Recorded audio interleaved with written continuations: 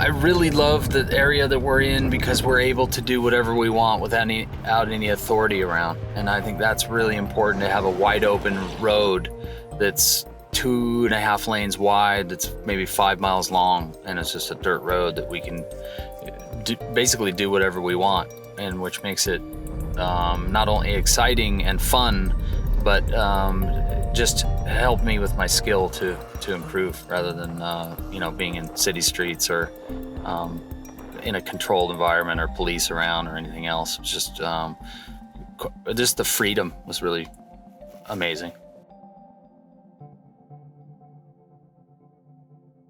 There's a reputation of 911s for having a tail-happy characteristic and difficult to handle, where the back end's just going to lose it. And you're going to be driving a 912, which is very similar to the 911, just a little bit lighter in the back because of the engine. What I'd like to do is help you to understand that it's probably a bad rap that the rear engine car has gotten for being tail-happy. We're in a front drive, front transmission, front engine car right now. I want you to understand how the things are different between a front drive car and a rear drive car. It's remarkable how similar they are. We're going to lift the gas and the back end is going to rotate around. So with having the 911 as our next step, let's start with our front drive car and see what it feels like.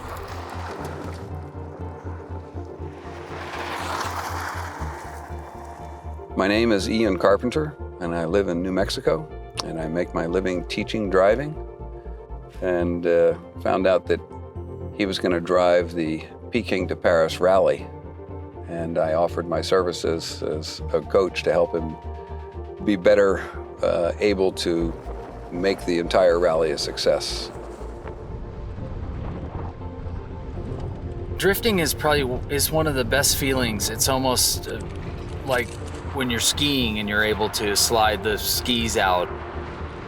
It has this feeling of release, but yet a little bit of control at the same time. And then maybe it's the boy in us that makes us want to go out and get a car sideways. I think the number one rule that all of us need to follow is that physics govern all of our actions. What I would like them to do first is to accept that their eyes are their most valuable tool. And once we get to that, the next most valuable tool is, what does the vehicle have to offer? And that is managing weight transfer. If you touch the gas pedal in any way, on or off, it affects a weight transfer. If you turn the steering wheel, it affects a weight transfer. And if you touch the brakes. So everything that you do in a car will affect some sort of weight transfer. I just wanted to get a handle of really my 911, which is very similar to the 912, but just to be a better driver. I think this was very helpful, first of all, for safety and to become a better driver from where I was. And then also, I think just it's going to be an improvement on anything looking forward as far as doing the rally and just being safe and improving my skills. You get to see parts of the world that are very hard to see on your own. Driving through Mongolia and Siberia, there's some beautiful parts of the world you see. And because there's no gas stations, it's very hard to go there on your own without the support of the race. But the other thing I didn't realize is that the camaraderie during the race. And even though it is a race, everybody helps everybody.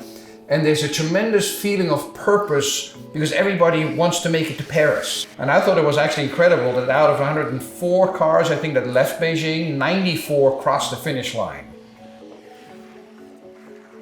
Less weight is better. Less weight. I heard that. Yeah. Everybody's overweight. I know 4 guys that have done it already. Yeah. So that was the. It's all about weight. It's one thing they said. What I'm looking forward to is, and the really reason why I decided to do it second time, is that because we were novices the first time, it's still from Peking to Paris, but it's a totally different route. So we see a different part of the scenery. But I think I'll be more relaxed and probably enjoy it more because I know what to expect and I won't be so apprehensive of every next day what's going to happen. So I think actually we'll enjoy it a lot more this time. Do you have any advice besides less weight is better? Drive slow through the big ruts. Mongolia is a lot of, the special stages will have big ruts in them.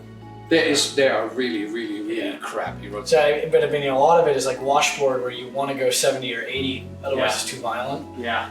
And then all of a sudden the road will just end, and or the path will become a huge water rut or something. Yeah.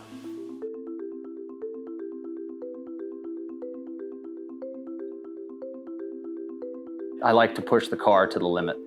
I mean, why not? That's what they're for. It was always off-roading and surfing. And so that was so much fun for me. But now that I'm older, I'm kind of like, well, I can do this. Doing a trip like the Peking to Paris is something that, that only happens 3 years, and, God knows how I'm gonna afford this thing, but somehow I'm gonna do it. When I wanna do it, I just do it. It is, at a risk of being cliche, like a life-altering experience. It's definitely a good eye-opener. You're breaking down and you're having all sorts of mechanical issues. And so not only do you get to experience and see all of the locals in backcountry Mongolia, but you get to hammer on your car with them and make jokes about zip ties with them. And you really get to get a good working feel with a lot of other cultures, and it's a great experience.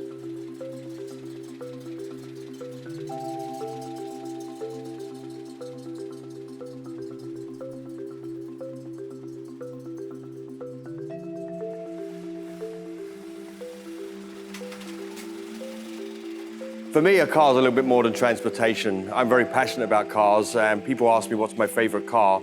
I couldn't tell you. I like everything for lots of different reasons. I love to drive. Give me a car, lots of gears. I love it.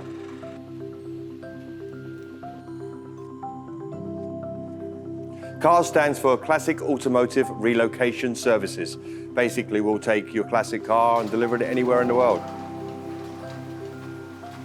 Today we're here to load a 1967 912 Porsche that's going to be taking part in the Peking to Paris rally. We're one of the main partners in the rally, and we have been so for the last few years.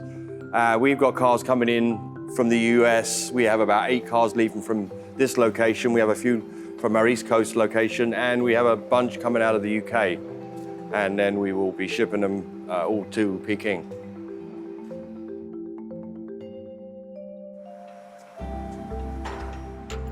So I'm basically the warehouse manager here. I take care of this warehouse. Every car that's in this place is under my control, under my ward. And I love them like they're my own cars. I've been working here for coming up to 2 years. And basically it's my dream job because I get to travel back to the UK where our headquarters is and get involved in an Anglo-American company. I've only wanted to do what I love in life, what I absolutely am passionate about doing. Being a wealthy person and making a lot of money has never been the main goal behind it, and that's probably not been a good thing because I've done a lot of stuff for free and I do a lot of stuff just because I want to help people. It's just the way I am, I guess. And as much as I might try to improve in certain areas or change things, I am Derek. And this is it. No, I haven't regretted committing to this journey, not even for a second. The journey getting there is, partly as exciting, almost as exciting as the actual, I think, rally. It's the adventure that I'm looking for. The entire build of the car and the getting there is the challenge. And I think once you're in the car and once you're on the trip, then that's the adventure. And so that's going to be the, like I said, the icing on the cake.